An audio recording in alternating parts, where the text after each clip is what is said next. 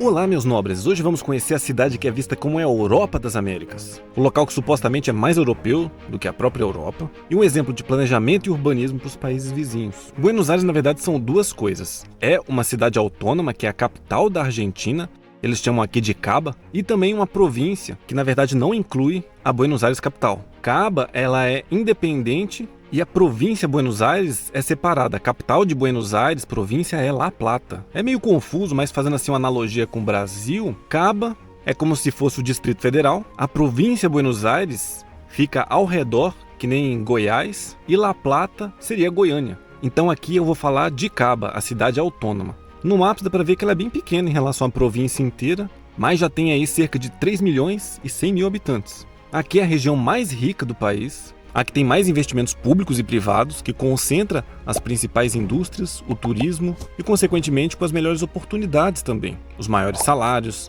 e a melhor qualidade de vida da Argentina. Muita gente das outras províncias acaba ficando meio que sem escolha e vindo para cá em busca dessa ascensão social, profissional, já que aqui que ficam a sede das empresas mais importantes, as faculdades mais conceituadas. Inclusive eu conheci brasileiros aqui que eles estudam de graça. As faculdades aqui são públicas, até conversei com um carioca, que ele estava fazendo medicina aqui, totalmente gratuito. Perguntei, quais são os planos dele pro futuro, se ele quer ficar aqui, o que ele acha da cidade. Ele disse que não, ele pretende se formar e já ir embora para a Europa, revalidar o diploma lá. Aparentemente o diploma argentino vale bem mais em outros países do mundo. É muito mais fácil você revalidar ele lá na Europa do que conseguir revalidar ele no Brasil. E aí muita gente acaba seguindo esse mesmo protocolo. Mas daí, sinceramente, eu achei bem injusto, porque a pessoa se forma com o dinheiro dos argentinos aqui e na hora de retribuir esse investimento para a sociedade, ela vai embora. Acaba que os estrangeiros só dão prejuízo para eles aqui. Mais ou menos o que acontece ali no Brasil com os venezuelanos, O país acaba virando só aquele trampolim para a pessoa chegar, aproveitar e ir embora para o exterior. Por esse e por outros motivos, obviamente, não é um lugar perfeito. Mas fazendo uma analogia com o Brasil, não assim para fazer comparações e diminuir o nosso país, mas assim para ficar mais fácil da gente entender, os lugares ricos que a gente conhece no Brasil geralmente são aquela ilha de beleza e ao redor é tudo muito feio, sem padronização, estética nenhuma. Isso a gente consegue ver bem ali em São Paulo, pela Faria Lima, ou então na zona sul do Rio de Janeiro, que é linda, mas é cercada de favelas. É comum isso no Brasil, aquela queda abrupta de infraestrutura, segurança e beleza de um bairro para o outro. Agora aqui em Buenos Aires não chega a ser tão assim, é um pouco mais brando, a cidade ela vai enfeiando aos poucos. Em muitos dos casos você nem consegue perceber a diferença entre os bairros, é tudo mais homogêneo.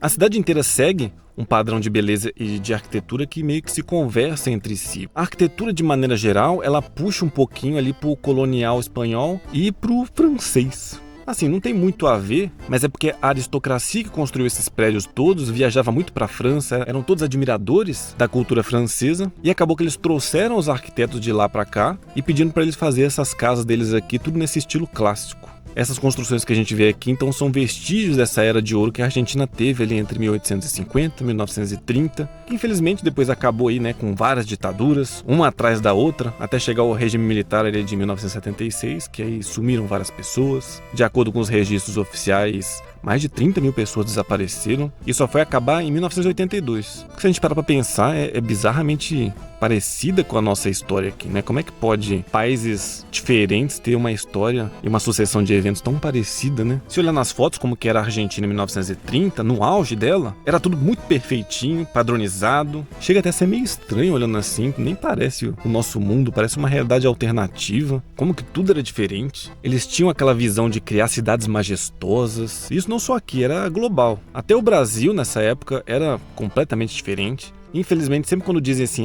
vamos fazer alguma coisa nova, uma praça, um parque, nunca é um negócio desse nível assim de sofisticação igual eles faziam antigamente. É sempre um troço reto, sem árvores, sem beleza, sem alma. Isso é observável aqui também, as construções que são mais recentes não chegam no mesmo nível do padrão das antigas. Geralmente elas são mais retas, mais sem graça. E essa quebra de padrão não ajuda muito. São uns prédios muito lindos no meio de vários assim, bem sem gracinhas. Passa aquela sensação de que tudo isso que a gente vê hoje, infelizmente, é só uma sombra do que já foi naquele passado glorioso, antes daquele caos todo, das ditaduras todas.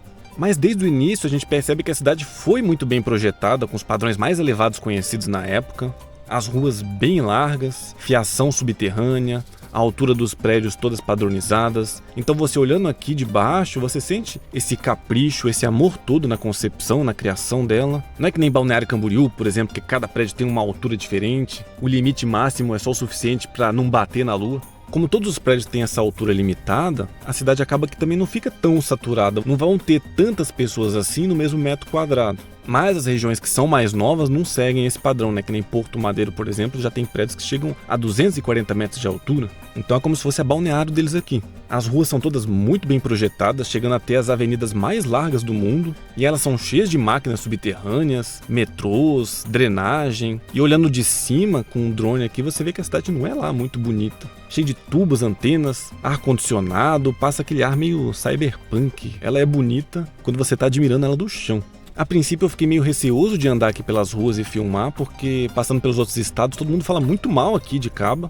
Todos os outros estados têm uma visão bem negativa pelo fato dela ser palco de muitas revoluções, de muitas brigas. Até hoje tem bastante manifestação. Essas brigas de poder também que aconteceu no passado. O poder vindo pra cá acabou prejudicando bastante as outras províncias, então tem meio que essa rivalidade. Fora que aqui também é como se fosse aquele eixo Rio-São Paulo. É sempre notícia de coisa ruim, de crime acontecendo. Isso aí passa uma visão bem negativa daqui pro resto do país. Acontece muito assalto, furto, tem vilas aqui que são as favelas deles. E a visão que os argentinos têm de Caba é bem parecida com o que o brasileiro tem do Rio de Janeiro, por exemplo. Aqui na província de Buenos Aires, a gente estava ali na cidade de Zarate, essa daí que tá passando no fundo, e antes de chegar em Caba a gente perguntou a respeito da província, como que é morar ali, e eles disseram, aqui é tudo muito tranquilo, uma cidade muito pacata, né, muito segura. Agora a bagunça mesmo e o perigo vai começar lá pra baixo. Quando você chegar na cidade autônoma, é aí que você vai ver o inferno, que é aquele trânsito pra todo lado, gente quebrando os vidros, assaltando as pessoas, toma muito cuidado lá no semáforo, e foi fazendo aquele terror na nossa cabeça.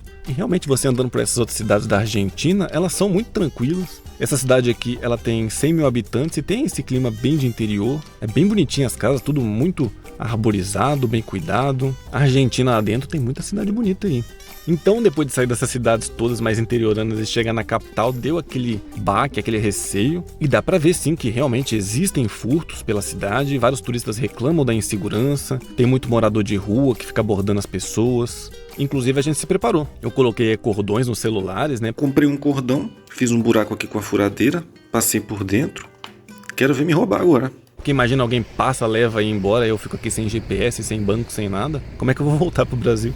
Escondi o dinheiro ali em umas pochetes antifurto, evitei de sair a pé e de carro nos primeiros dias, fiquei só andando ali com o ônibus turístico, mas aos poucos eu fui entendendo, pegando um pouco mais de confiança aqui na cidade. E eu percebi que, na verdade, o senso de perigo dos argentinos aqui, ele é muito diferente do nosso lá no Brasil. Aqui, por exemplo, não é comum um assalto assim da pessoa colocar o 38 no seu nariz, sabe? Aqui são mais furtos mesmo em alguns lugares específicos. Geralmente turísticos, que nem ali no Caminito. Aí os ladrões costumam abordar mulheres andando sozinhas, idosos. É tipo uns cracudos ladrão de galinha, que vem mais ali na base da faca. Então assim, eu que sou desse jeito aí, faço academia e tudo, dificilmente aconteceria alguma coisa comigo aqui. Dá pra andar com o celular na rua, tudo. Em nenhum momento eu me senti vigiado, ameaçado, nem nada. E pra uma cidade assim com mais de 3 milhões de habitantes, eu achei bem seguro. Principalmente nesses bairros aqui do norte, igual o Belgrano, Palermo, Recoleta. Você sente que é um clima mais amistoso. Agora um lugar que eu já achei mais hostil, que eu não quis descer, foi La Boca, mais indo pro sul, que você percebe que é um lugar mais largado. La Boca é um bom exemplo que representa como são as outras partes mais pobres aqui de Caba. Geralmente elas são desse jeito assim, com as casas mais antigas, que a arquitetura delas são bem bonitas, mas elas estão mal cuidadas, pichadas, fiação já mais exposta, tem umas casas de zinco assim bem velhas, você olha ali na varanda delas, tá cheio de bagunça, parecendo uns lixos, um monte de sucata exposta. E aí essas coisas acabam passando aquela sensação de um local que é abandonado, que não tem zelo, não tem policiamento. Ainda mais juntando aqui que essa parte tem uma cultura mais de futebol, que não tem jeito, né? Onde tem futebol, geralmente tem uma cultura mais agressiva. Tem briga de torcida. Estádio de futebol nunca foi um lugar assim muito seguro, né? Pelo menos assim, no Brasil nunca foi. Os outros bairros eu achei bem tranquilo, mas mesmo conversando com as pessoas ali, elas disseram que é melhor evitar de sair com coisas de valor expostas. Corrente de ouro, coisas nos bolsos, assim, é bom você usar os bolsos internos da jaqueta, essa pochete antifurto. É bom se precaver, né? Mal não vai fazer. E aí você vai conseguir aproveitar a cidade com um pouco mais de tranquilidade. E é inegável que a cidade é muito linda, por mais que ela esteja em uma situação econômica meio complicada, ainda está bem cuidada, tem pouco vandalismo, tem pichações sim, moradores de rua, mas assim, para um lugar que é tão denso e centro do país, eu até achei pouco, né? Eu esperava bem mais. Achei que ia ter bastante lixo espalhado, um certo descuido, meio parecido com o que a gente viu ali no Uruguai, mas aparentemente não. A cidade é surpreendentemente limpa.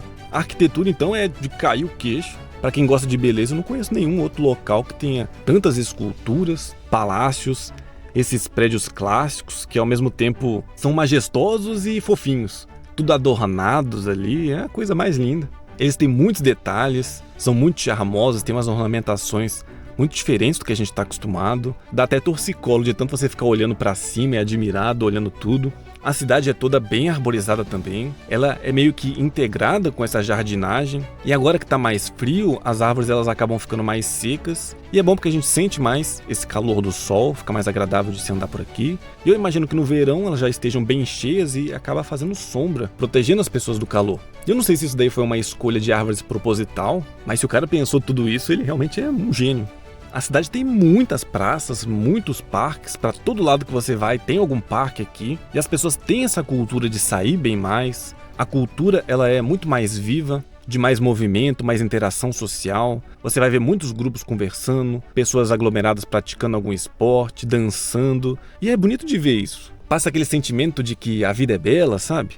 Para todo lado que você olha tem algum calor humano acontecendo. E é difícil você colocar isso em palavras, mas apesar de ser uma capital, parece um lugar bem bom de se viver pela cultura, pelas pessoas. É um lugar que realmente desperta essa certa paixão na gente, é um lugar apaixonante. Ainda mais porque conosco as pessoas foram muito simpáticas, bem prestativas, eu esperava uma recepção mais fria, um povo mais arrogante. Só que isso aí é meio subjetivo, né? Varia muito de sorte, da época que você tá vindo pra cá. A gente tem amigos mesmo que vieram pra cá, só que era um período de instabilidade muito grande. A pessoa veio de cruzeiro, ficou um dia só aqui na cidade e justamente nesse dia teve um baita de um protesto, gente se batendo, garrafa voando. A pessoa saiu daqui com a pior impressão possível, em desespero, correndo aí, não quer voltar pro Buenos Aires nunca mais. Mas agora a nossa experiência foi completamente diferente. Por exemplo, a gente ficou bastante tempo aqui, então a gente teve que lavar as roupas, né, fazer algumas coisas, resolver alguns problemas. E no nosso prédio já tinham as máquinas, a lavanderia. Aí a gente foi ali na recepção. Eles informaram que precisava de fichas para essas máquinas funcionarem. A gente saiu em busca dessas fichas aí, só que a loja também não tinha mais. Aí falaram de um aplicativo e foram bem pacientes ali com a gente, instalaram tudo, a gente colocou crédito no aplicativo. Voltamos pro prédio, a gente encontrou um rapaz no elevador e a gente perguntou para ele onde que ficava a lavanderia. Por coincidência ele estava indo para lá também. Ele falou que ele era do Chaco, a gente falou que era do Brasil e tudo mais. E aí ele viu que a gente não sabia nada ali, não entendia nada. Ele perguntou, né, vocês trouxeram o sabão, o amaciante, tudo? E a gente ficou, mas não é só colocar a ficha ali não, né? No Brasil as lavanderias são assim, você coloca a ficha e já tá tudo incluso. Não, aqui você tem que comprar tudo à parte. Não, tudo bem, então a gente vai lá no supermercado então comprar. Você vai lá no supermercado comprar 1 litro de sabão, 1 litro de amaciante, se você vai ficar aqui pouco tempo? Não tem porquê, eu uso o meu. Aí ele emprestou pra gente. Falei, mas e você? Falei, não, depois eu uso aí, daqui a pouco eu volto. Então usa aí as coisas, pode usar aí as máquinas tudo certinho, deixa aí que daqui a pouco eu volto aí, quando vocês terminarem eu uso, né? Caramba, né? Cara legal. E aí tá bom, aí a gente encheu a máquina, colocou o sabão tudo certinho, só que aí na hora do aplicativo, cadê que funciona? Não ia de jeito nenhum. Aí veio um outro rapaz, viu que a gente tava ali com dificuldade, tentou nos ajudar no aplicativo, viu que não tinha jeito mesmo. Aí ele falou, não, deixa que eu mesmo passo aqui pra vocês então. E ele foi lá e ele mesmo ligou a máquina. E aí eu quis pagar pra ele, e ele, não, que é isso, eu vou te cobrar? Não, tá tudo certo, fica tranquilo aí. Aí a roupa lavou, a gente tinha que colocar na secadora. E aí de novo o aplicativo continuou não funcionando. Apareceu um terceiro rapaz. E aí a gente pediu ajuda pra ele. Tem como você ligar aqui a máquina e eu te pago. O rapaz ligou a máquina também. Aí na hora que eu fui pagar ele também não aceitou. Falei, que isso, tranquilo, é um regalo. Não aceitou o dinheiro. Então foram assim, 3 argentinos, um atrás do outro, nos ajudando, pagando as coisas, sem pedir nada em troca. E eu fiquei de queixo caído, né? Porque não era exatamente isso que eu imaginava. Teve algumas situações aqui que a gente só conseguiu sair com a ajuda deles, né? A gente furou o pneu mesmo, aí tem que pagar ali a máquina de encher o pneu e eles iam lá e pagavam pra gente. Só que no Brasil eles não são assim, porque eu já tentei conversar com vários deles que vão ali pra Santa Catarina e eles são muito fechados, não querem muito papo. Eu pensei que aqui na Argentina ia ser exatamente a mesma coisa, só que não, eles são muito mais abertos, muito mais simpáticos, gentis. Em uma loja ali de empanada, a gente até perguntou sobre os sabores, a gente não sabia exatamente o que era cada um. E a moça, ela entrava na internet, ela mostrava as fotos do que estava ali dentro. E até começou a dar empanadas pra gente. Não, experimenta esse daqui e tal. Nossa, eu gosto muito do Brasil, eu conheço Florianópolis, eu conheço a Bahia. A gente ficou um tempão ali conversando com a dona, com os funcionários, o pessoal muito legal. Então assim, a minha teoria é que os argentinos é como se fosse aquele pateta no trânsito, já viram? Que quando ele é um pedestre, ele é um amorzinho, extremamente simpático. Só que aí do nada, quando ele entra no carro, ele se transforma, vira um monstro terrível, começa a tentar atropelar todo mundo. E os argentinos são meio assim também, né? Aqui na Argentina eles são muito fofinhos, muito prestativos, mas quando eles vão pro Brasil, parece que eles viram Maradona, querem arrumar briga com todo mundo, bater na polícia, cheirar pó. Então não é um turismo muito contemplativo que eles fazem, parece que eles viajam assim para extravasar, conhecer a cadeia. É uma cultura mais extravagante. No geral, pelo que a gente viu, as pessoas gostam de morar aqui, acham que é um lugar muito bom, ainda mais porque a cidade ela é bem completa, ela consegue agradar todo mundo. Você tem bairros que são mais aconchegantes, pacatos, que nem esse aqui, que parece que você não tá nem numa capital, né? É muito tranquilo, muito arborizado, muito silencioso. No prédio que a gente ficou por aqui também, a gente não ouvia gritos, conversa, som alto, nem nada. É um lugar que dá para descansar bem. Alguns outros já são bem mais agitados, tem aquele ritmo de metrópole. Buenos Aires, no geral, é uma cidade que não dorme. Se você sair meia-noite aqui, vai ter gente nas praças, nos parques, nas cafeterias. É uma cidade que é impossível você ficar entediado aqui, porque tem museu pra todo canto, ela é cheia de atrativos. Você só não vai gostar daqui se você não gostar de gente, de cidade grande. E assim, nós não gostamos de metrópoles assim, essas cidades muito grandes. Mas mesmo assim, aqui é um lugar que eu moraria.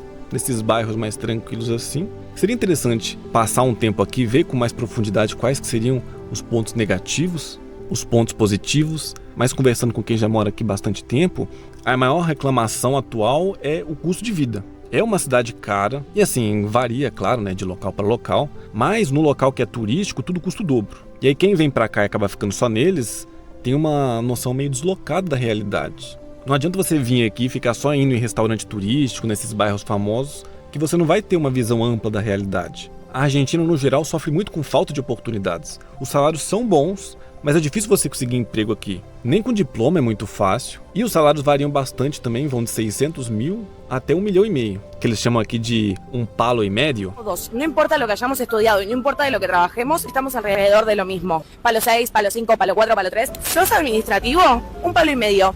Trabajas en una pyme? 1,5 milhão. De acordo com os dados mais recentes, 51% é classe média. Ou seja, aqui quem é classe média é quem ganha mais de 1,8 milhão. Isso daí no Brasil vai dar mais de R$6.500. Então, para a gente comparar, no Brasil, só 7,6% das pessoas ganham mais de R$6.000.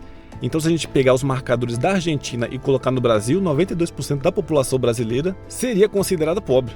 Isso daí é algo que nos leva a refletir um pouco sobre a nossa situação, né?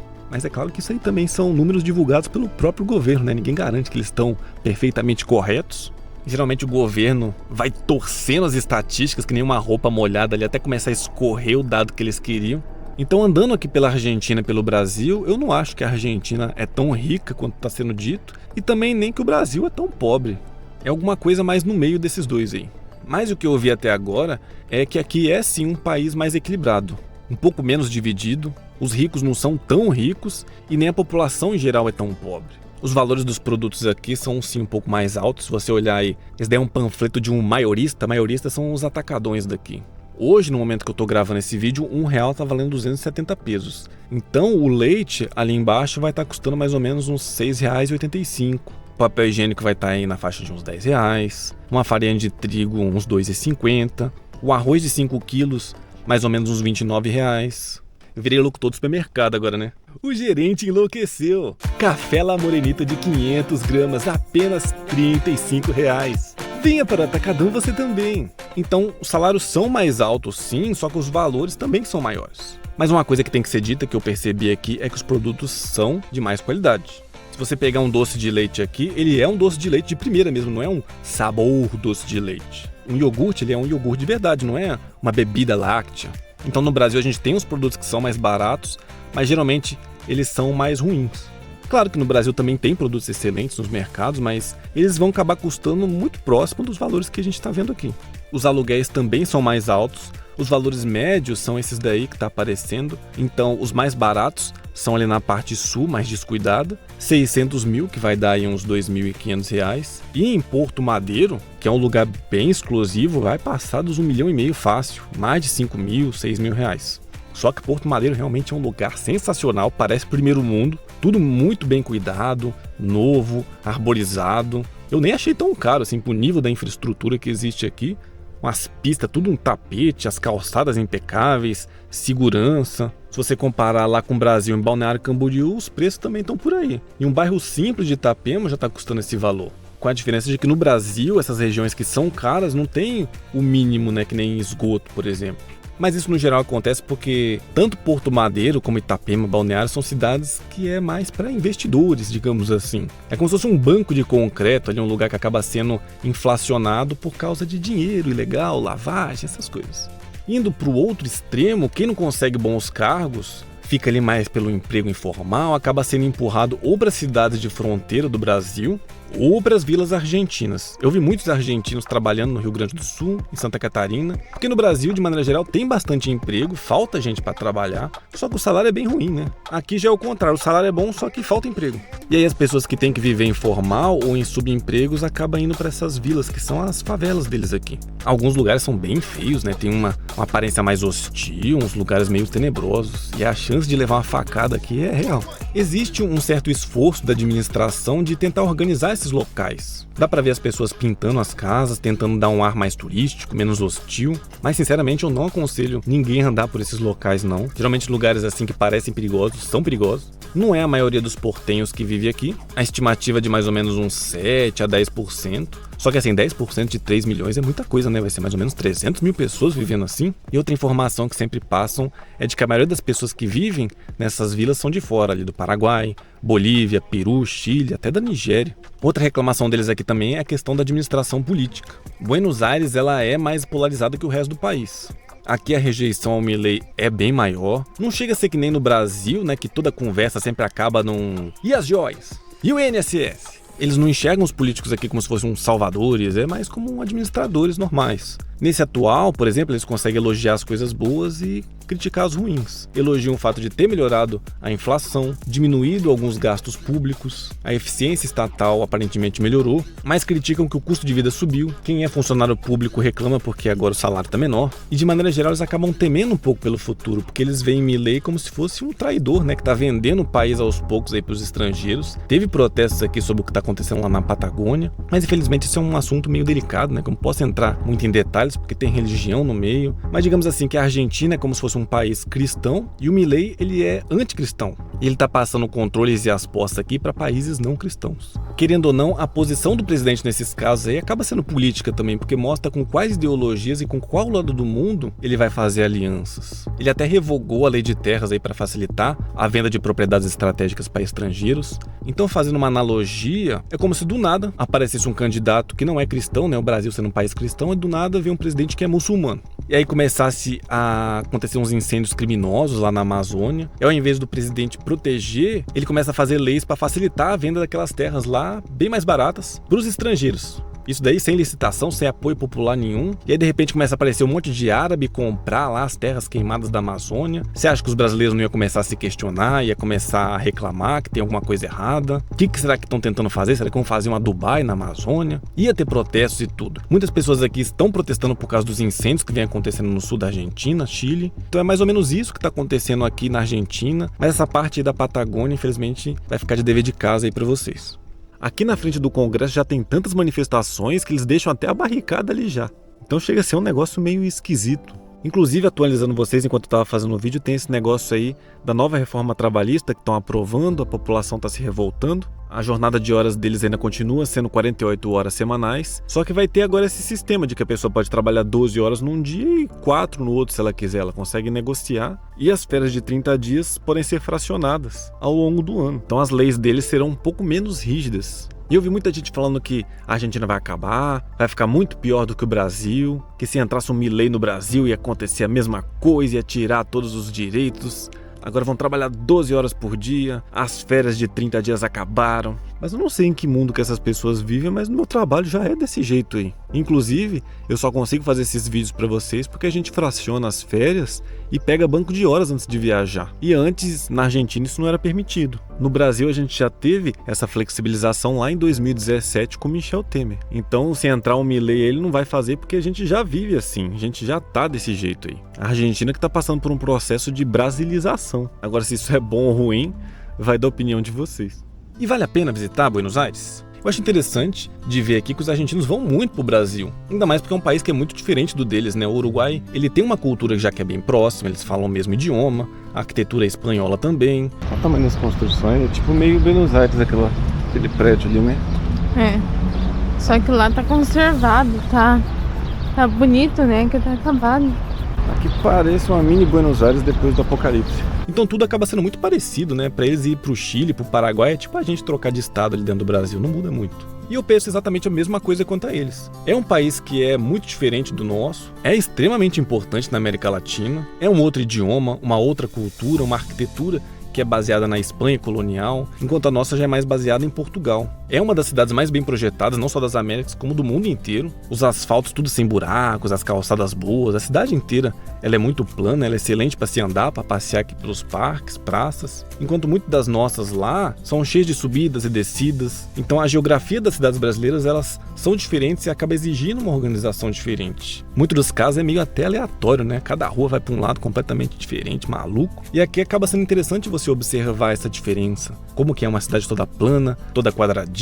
Eu não achei a estadia tão cara. Ficando aqui no norte, nessa parte mais valorizada, a diária para nós dois foi de R$250. Em Porto Madeiro você até encontra por 350, 400, que convenhamos é muito mais barato do que Bombinhas, por exemplo, né, que chega a passar dos R$1.000. Então vir para cá pode acabar sendo mais barato do que ele pro litoral catarinense, para Florianópolis ou até outros lugares famosos aí. É caro, mas não chega a ser tanto assim quanto dizem. Isso porque também eu não fico indo nesses lugares famosos, tipo show de tango, né, que aqui custa R$300, né, porque também não tem lógica, né, que homem que vai vir pra cá pensando, ai, eu quero ver show de tango, eu prefiro ir onde os locais vão, nas praças que as pessoas frequentam, comer o que as pessoas comem. Não tem lógica pra mim, como viajante, vir pra cá e ficar só em restaurante chique, em show de tango. É como se um estrangeiro fosse no Brasil e ficar só trancado dentro do resort ali, uma praia particular, longe de tudo, de todos. Aí ele não vai ter conhecido nada do Brasil, né, dos brasileiros, ele vai ter conversado só com outros turistas dentro do resort também. Vai ficar uma realidade paralela. E eu penso que todo brasileiro deveria sim conhecer essas cidades mais bem cuidadas. Quem sabe assim a gente não fica mais exigente com os políticos, com os governadores